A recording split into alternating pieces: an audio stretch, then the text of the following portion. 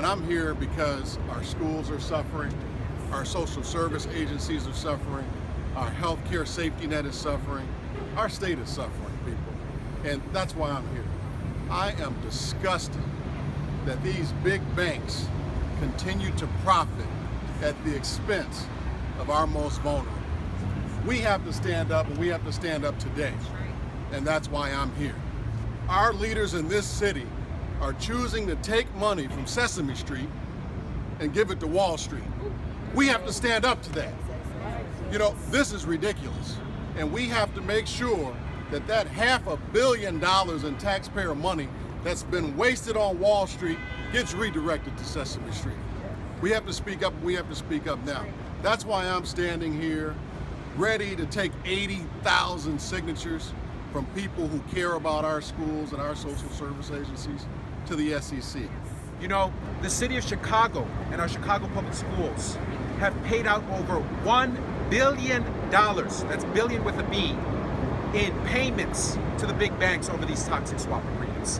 Additionally, to terminate these bad deals that were sold to us on a false premise and on lies, we had to pay a ransom to the banks of over $600 million between the public schools and the city of Chicago.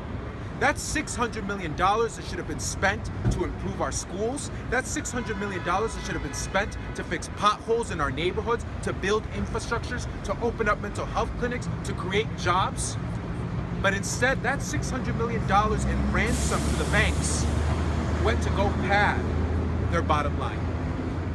And so here we are on the hook, not for interest on debt service that we owe, that we should pay, but on a side bet.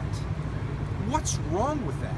If that on its face does not make you stand up and say, it's time for the government to step in and right this wrong, nothing will. And that's why I'm sort of shocked that some of our elected leaders, like Governor Rauner, are very quietly preparing to just move that debt off the books, just pay it out. We should be stepping up.